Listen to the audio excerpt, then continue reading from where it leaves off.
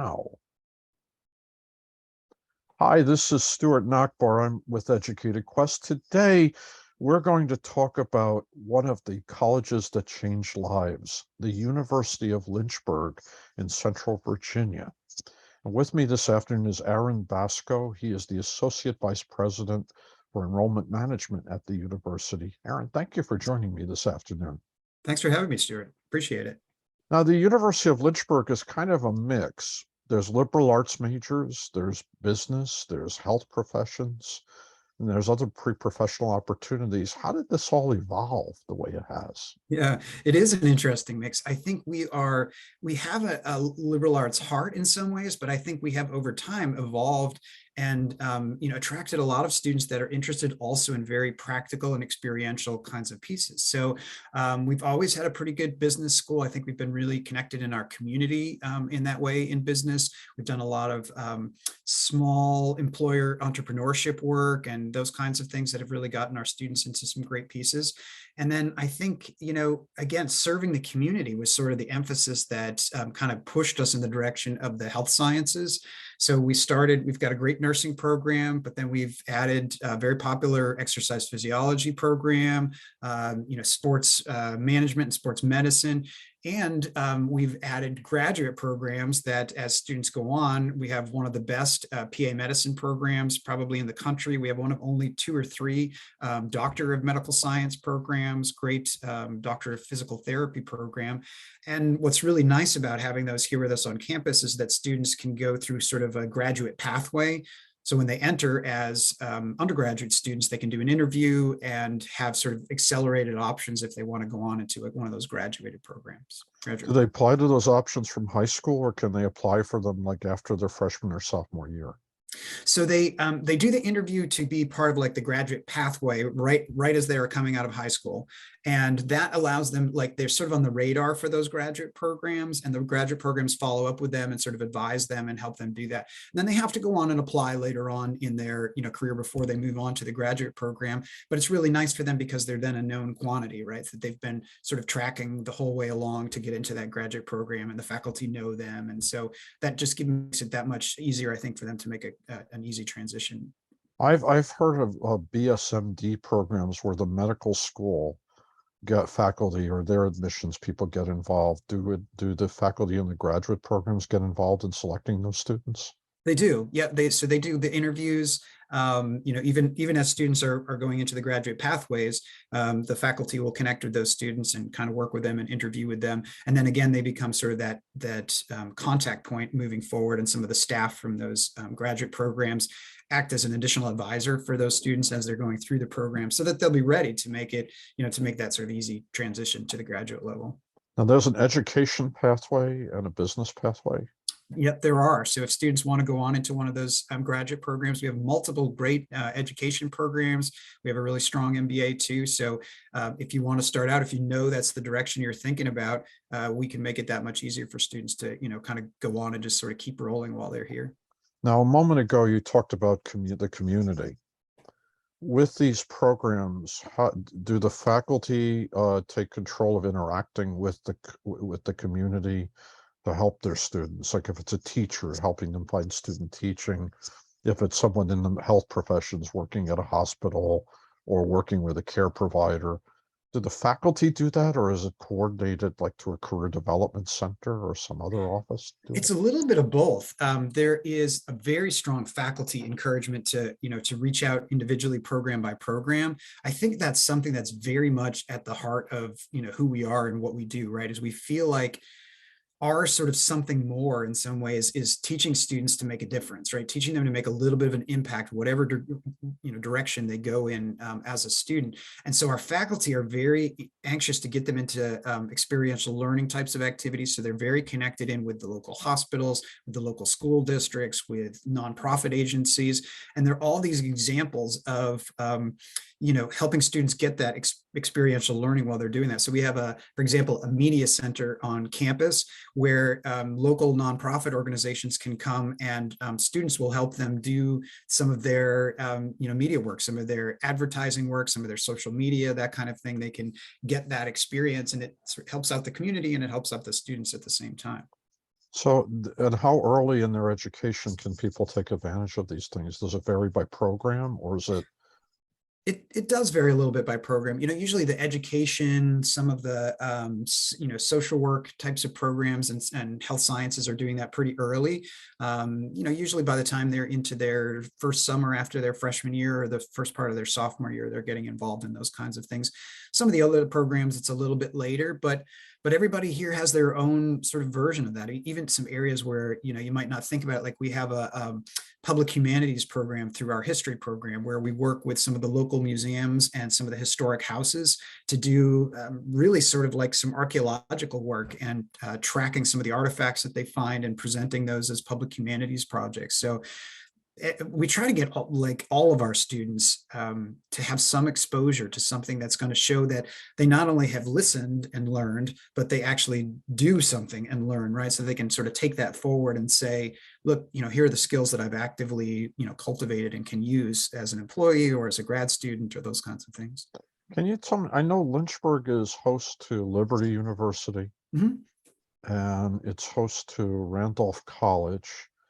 Is it but neither of those campuses are close to the downtown. And from what I saw earlier, your campus isn't. Is Lynchburg a college town in the sense that students, aside from working and helping them, develop a career path, that they use the downtown, or that they use the community? Do they go more? Is it more, or is it more outdoors? It's really interesting because I think, I and probably most people have this image of a college town where the college is in the center and there's like a little tiny community around it. We're more like a college city or a multi-college city in some ways, right? So there are sort of three different sections. There's a downtown section, which is right near the river. There's this sort of mid-range housing area in the middle. And then there's sort of like a new growth area where there are lots of shops and restaurants and kind of the little bit more of the suburban growth area. And so the different institutions that you mentioned are located in three different areas of those. So students kind of go back and forth and they can utilize facilities in different places and get to different parts of town. We're about 10 minutes from the downtown. So we try to provide our students with some additional access to get there. We have a bus service and that kind of thing that goes down there. But they do use it. It's interesting. There are a lot of really good restaurants downtown. This is definitely a foodie kind of place. There's a really nice like 8-mile walking trail system that's downtown that goes through cobblestones and railroad tunnels and all that kind of stuff.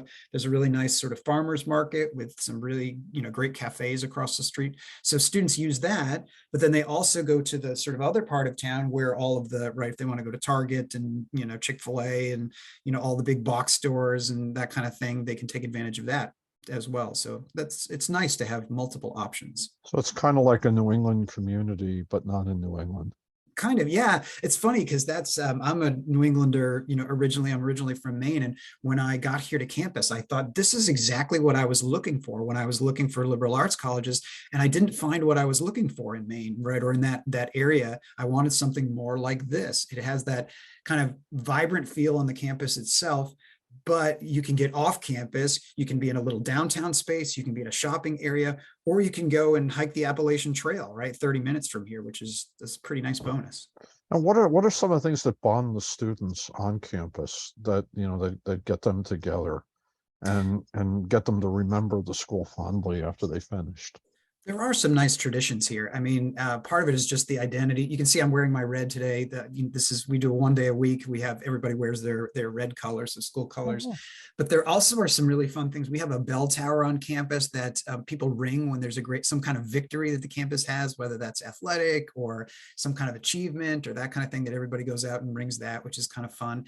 I think, again, there's this sense of community here, which is built on, I think, this shared tradition of service, I think, and it's hard to describe, but we have, like, right in the middle of campus, there's a giant love sign, right? And so the love signs are kind of a thing around Virginia that you find them in different places, but ours is like our touch point for the campus. And I don't know if this is, we were founded by a particular church denomination, and we still have some historical ties. We're not as close to that, but that church denomination was really focused on, like, what you teach students is love your neighbor, make a difference in your community. And I think that has very much become part of our value system. So, we joke a little bit that like love is in our blood, right? And so we're looking for opportunities like, how do we reach out and make a difference? How do we teach students to practically make a difference with what it is they learn? So we want them to think about, okay, if you're going to be in big business, that's great, but you need to serve on a board for somebody, for a nonprofit, right? Or if you're going to, go into, communications, you have a responsibility to give something back and do something more. And so I think those pieces definitely bond our students on campus as well. They feel a big part of giving back. Now, before I started this today, I did some research. Most of your majority of the students come from Virginia, and that's like a very, very competitive market for students, because there's obviously the universities like UVA, Virginia Tech, William and Mary, but there's also like smaller schools in Virginia that are public, that are accomplishing many good things, like Christopher Newport, and Mary Washington, Longwood. There's more accomplishments in Virginia, and this is just an opinion. The only other state I could think of that you might see more is Pennsylvania, only because there's Right. more schools. Right. How do you sell Lynchburg to Virginians? Absolutely. Well, we do have a lot of Virginians. I would say we're, primarily a mid-Atlantic place. We get students from North Carolina and students from Maryland and, DC, that kind of thing. But I think we are a little different in terms of, number one, the size is a little different, right? So we're, total with our graduate population, about 3,000 students, which is, not really the norm for the publics that we compete with. And most of the privates are significantly smaller than that. So I think that puts us in an interesting place where people come to campus and they feel really comfortable and they feel like it's a community, but they don't feel like it's tiny. So that's I think, really helpful. And I think it's much more, it has really a personal feel to it. It has that sense of warm energy, that sense of kind of shared values that I mentioned. There is a commitment from faculty here that is really impressive. And again, the things that I think really make us stand out. Number one, that experiential learning focus, right? Where we're saying, don't just take the classes, learn to do this, that I don't see at a lot of the publics. That sense of community and service and becoming not just a good student, but a better person, that I think it's difficult for publics to maybe even talk about that kind of thing. And then I think they do love, the location of where we are as well. But it is funny because we probably cross applications more with those public institutions than we do with a lot of our, private neighbors. I think that's meant we've had to be pretty competitive with our financial aid and scholarshiping. We did a price reset about 2 years ago, which I think is helpful. And I think our scholarship packaging is pretty generous. So I think that helps students who were thinking maybe I could only afford to do a public option. And then they look and they're like, oh, there really isn't that much difference. And I could get the smaller class sizes, the little more, service vibe that I want. So, Given your experiences in admissions and enrollment management, what is important to tell someone from New Jersey and the Philadelphia area, was where I live? absolutely. And I lived in Pennsylvania, not far from Philly, for a number of years. And so I think it's really, when I was, obviously from the North, I looked at more Southern schools, and I think where we are in Virginia is like the perfect mix, right? You're not so far south that you feel like you've left the mid-Atlantic and that maybe it feels different culturally, but you're far enough south so that, you're going to spend more time in your flip-flops than in your snowshoes, right? Or that you're going to feel that sort of little more laid-back sense. If you're coming from, New Jersey, you're going to feel that the pace of life is a little slower, a little friendlier, a little more community engaged than I was used to in my sort of New England background. But that you still have, access to the things that you're familiar with and that you're interested in. So I think it's a great match. I think we've definitely had a lot of students from New Jersey and Pennsylvania over the years, and I think they have found great networking opportunities here that our alum are really committed to, especially in the communications and technology industries. We've had a lot of folks go on really well in those areas. So I think you can find a great match. I think it'll feel friendly and warm and a little more outdoorsy and adventurous. Again, without feeling like you're kind of moving to a different section of the country. So, And is social life on campus pretty much campus based, or do things? Because I read about an outdoor organization and thing as Yeah, well. we have just an excellent outdoor leadership program, which you can do lots of different things in. So you can take classes and get a minor in it, but you can also just participate in a lot of the outdoor events. So for example, over spring breaks, we take major spring break trips, and we've gone to Yellowstone, we've gone to the Grand Canyon, and taking groups of students. But then during the semester, we have a whole catalog where basically every weekend we are taking students somewhere. So you can go hiking, you can go caving, you can go horseback riding, kayaking, all those kinds of things. And usually the cost is like either free or $5 or $10 for you to go. So Wow. it's incredible, right? I mean, I've never experienced one like this, where you can go to some of the best hiking in, on the East Coast, right? There's a place not far from here that has possibly one of the best boulder scrambles on the whole coast, right? It's called Devil's Marble Yard, and it's just this beautiful rock formation that you have boulders the size of small cars that you are jumping from and heading to. You can take a whole waterfall hiking tour around here, right? Of just like 5 or 10 waterfalls that you want to go to. So those kinds of things I think people don't think about, but when they get here, if they are energetic and outdoorsy and they like the climate, they fall in love with that kind of stuff. So you can definitely do stuff here on campus. There are a lot of clubs and activities. You can go and hit the downtown. You can go and hit some of the stuff going on over by Liberty. But I love and I encourage students to take advantage of that outdoors piece too. There's a sort of an athletic tradition at, in Lynchburg, I There believe. is. Yeah, I think what's interesting to me is that I would say our students, by and large, even the non-athlete folks, are active. They're students who want to be active and are, I think physically somewhat active anyway. We do have very strong sports programs. We have, some great programs in particularly in lacrosse and women's soccer and track and a few, different areas. We also have very robust club sports and intramural sports of all different kinds. And so, I see students, even when they're not athletes, they're still jogging around campus, right? Or they are, biking, or they're taking advantage of, we have a free membership to the rock climbing gym downtown that students can take advantage of. And I go there and I see students there all the time. It's really kind of fun to see students so actively engaged. Would Lynchburg be a different school if it had a football team? That's a good question. I think it might in some ways. We've thought about that. I think it could fit in really well here. I think there'd be a lot of alumni support for it. I think it's a balancing experience for students where you've got, some athletes and some non, but I think it could be kind of fun. That's not my call to make, certainly, but I think it would be well received here for sure. Yeah, because it's interesting because some of those schools play football, some don't. Hmm. Like among the publics, Christopher Newport is a D3 power, Yep. and Mary Washington doesn't play football. Right. Longwood is a D1 school. They don't play football, but they're a basketball school. They play basketball in the D1 level and gotten in the NCAA tournament a few times. So it's kind of interesting. And Lynchburg made this decision not to play. And at first I wondered, well, Liberty is there and they're D1. Right. But I guess the people who would come to visit the University of Lynchburg to come to an athletic event are not the same people who come to Liberty for an athletic event. Right.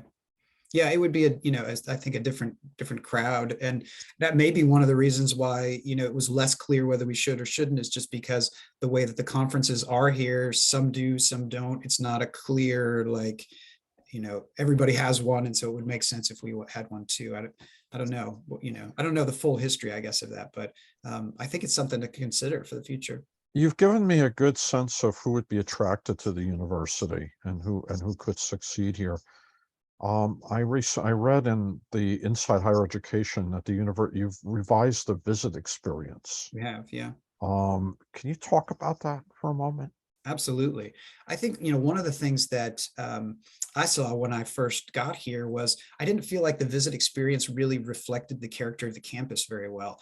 The character of the campus is this friendly, energetic, fun, lively, positive kind of experience. And I felt like the admissions office was very sort of staid and kind of old fashioned and just projected a very different image than that. So what we've tried to do is really revamp our whole visit experience. I mean, everything from the decor of the office where students arrive to the way that we work with them. We've had our one of our staff members has really become sort of our visit concierge. So we have students work with her to set up whatever kind of experience they want. If they'd like to come and connect with a faculty member, we work on setting that up. We have students, for example, who go come and are interested in music, and we'll set up a time for them to practice and play with one of our faculty, right? So that they'll get a feel for like what a lesson would be like while they're here. Certainly we connect them with coaches, with events and things on campus. We really want them to get the feel of, okay, what is sort of the vibe here, right? Like, what would it feel like to be a student here? Not just like, okay, what are the slides that tell me what the facts and figures are? Because we think that's really important. We want students to come and feel like they belong, feel like they're going to be happy here, know this is going to be a place where they feel like they can thrive and be comfortable. So, I mean, we've done everything from trying to look at our tour script to say, okay, what are the points that are most important for students to understand about who we are and what we value, and maybe what's different about us than somebody else, right? We've tried to make sure that where we take them on campus matters and is helpful to them in their decision making. But we've also done some fun things. When students come here to campus, our big track and sort of stadium area is pretty close to the middle of campus. And so the scoreboard, we put up students' names if they come and visit on the scoreboard and stuff like that, right? Just things to make people feel at home and to remind them that like we feel they're really special. I mean, I think that's one of the differences between maybe a really larger, institution that, you feel like you're one of many, right? You feel like they have their system and you fit yourself into that system. Where I think we feel like, no, the system builds around our students, right? Like the student is coming to us because they feel like we can help them handcraft their education by connecting them with the right people. And they should feel that from the beginning. They should get this sense that this educational journey is about me, and it's about the mentors and people who will invest in me while I'm here. And so I think we've really tried to approach it from that standpoint and say, like, what is it going to feel like while you're here? How can we not give you this sense of like, oh, we are prim and proper and, you need to impress us while you're here, to this sense of like, let us invite you into our community and see if that feels like it's a match for you. And did the faculty buy in as you change things? They have. I've been really impressed by the enthusiasm of the faculty. I think they, again, because they are already doing some of those experiential pieces, that's been the thing I've been most impressed by in some ways for what we do academically, is that it seems like organically the faculty are saying it's important for students to have practical experience. It's important for them to be able to test out what it is they're interested in. So when we have reached out to faculty and said, are you willing to meet with students? They've been very enthusiastic about it. I've actually had faculty contacting our office and saying, hey, how come you don't call us as much as maybe some of these other departments, right? We have these great courses. They're called our Dell courses, which are topical explorations of really, interesting and unusual kind of meshes of different disciplines. And the person who coordinates those says, we would love to host more students for those Dell courses. How can you put our classes front and central so that we can connect with students and we can kind of pique students' curiosity about what we do? So I feel like, wherever I go on campus and talk with faculty, they're like, oh, I met this great student, or, how can we engage with students more? So I've been just thrilled with my relationships with the faculty on campus. Well, what you do on campus to welcome prospective students, will that be reflected in branding and advertising down the road? I think it will be. We've already, when we redid our branding a little bit with our name change to university, we already, I think, took the first steps towards that. And in terms of talking about, who we are with our students, right? And our president talks about that a lot. She said, really what we want to do better than anybody is help good students become great and help great students become phenomenal. And we do that by helping those students, coming alongside them through mentoring relationships with faculty and staff, and helping them to visualize what's possible for them, connecting them with great alumni, connecting them with opportunities, and helping them to see, like, you're here, but this is who you could be, both as a student and as a person. And so it's really, I think, at the center of the president's sort of elevator speech for the campus. And she's really challenged the whole rest of our campus to say, you need to have your own, elevator speech about what Lynchburg does for students. And so I think as that continues to develop, we'll see that very much as a part of our message to, to the rest of the world. Does it help to show an attractive campus?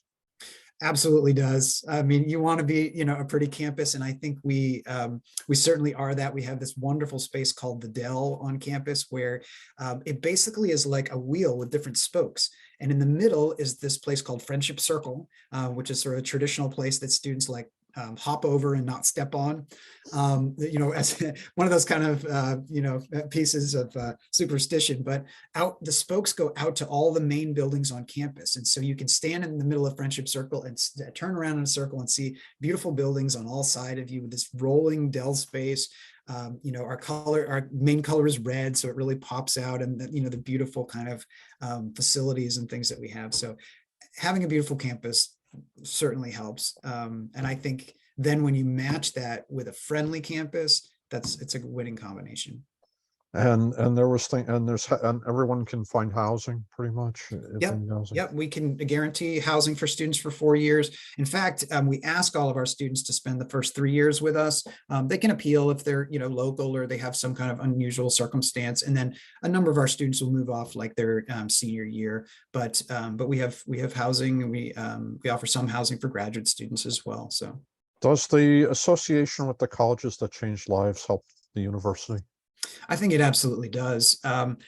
What we find is, so for example, if we go out to an event that's, a college fair based around colleges that change lives, the students that come to us already have in mind something about what they want out of a university experience. They already are looking for maybe more than just a degree. They're looking for something that will help round them as a person. They're looking for, they come with an understanding, I think, that it's not just the notes you take in a classroom that will matter, but it's the relationships that you build while you're here. Having that one faculty member who, really invests in you and opens a door for you. They realize that those kinds of things are what really make a college education valuable.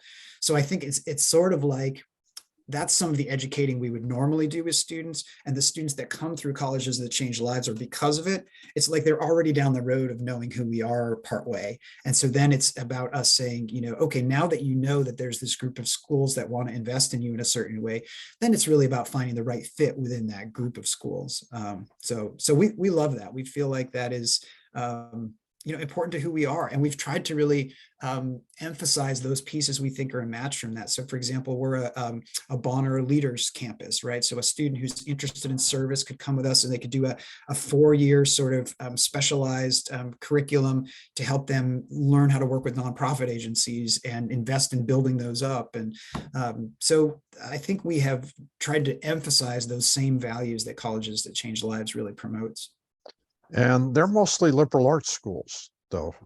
And when people hear, oh, I could be a physical therapist, or I can do a P, or I can get to a PA, do you get a different audience then?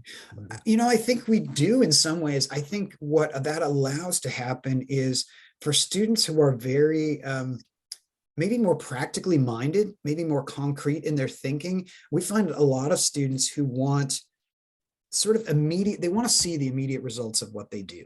They want to, take a class or do a project and know that it's made a difference, and not just say, well, I've thought about that a lot and I think I could do that, but they want to see that they are doing it now. And so I think what it does is it takes a lot of those students who want that kind of like environment where they know somebody's going to invest in them, but maybe they're a little bit more practically oriented. Maybe they say, I want, more real world experience. I do want to go into business. And I feel like, you can be a great thinker and be a business professional, right? And that those values, they're not separate from each other. It's a way of thinking that you then bring to your business career or your health career. So I think that's been a good differentiator for us, because students who want to make a difference in those concrete ways can still get that liberal arts leadership way of thinking that they value. So I think it's been a great combination.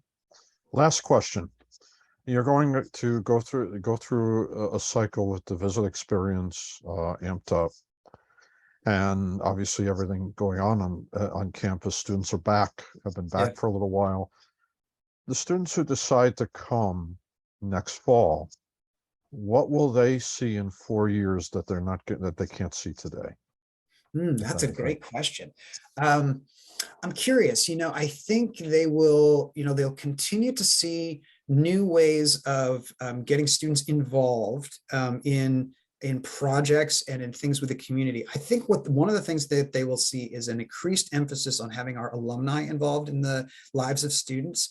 We've seen a real outflowing of alumni and parent programs interest, and I think those folks have been coming back to campus at a increased pace and seem to be really interested in helping students and getting them connections. So I think they're going to see more sort of alumni partnerships and more business partnerships with the local community. We have increasingly, I think, strengthened those ties with local organizations and businesses. And so I think, we're really feeling like we're going to clearly be, the city of Lynchburg's, university in some ways, right? And embrace that sense of serving them. So I think they're going to see more opportunities and more emphasis on career placement, on we've instituted, for example, a program that gives students it's kind of like badging, I guess, if you want to think about it in that way, but where students can complete certain tasks in their career development process and get, some recognition for that. So I think there's going to be increased emphasis on, career placement, career readiness, a connection with alumni, connection with businesses in ways that say, you can learn to make a difference by being a better person. And here's how we can show you how to apply that to the world around you. I think that piece is so important to who we are. That's something more that we do. And I think we're going to continue to try to innovatively find ways to do that. Aaron, that's a perfect way to end this session. Thank you for spending the time with me and for helping me and helping listeners to learn more about the University of Lynchburg. It's been my pleasure. Thank you for having me.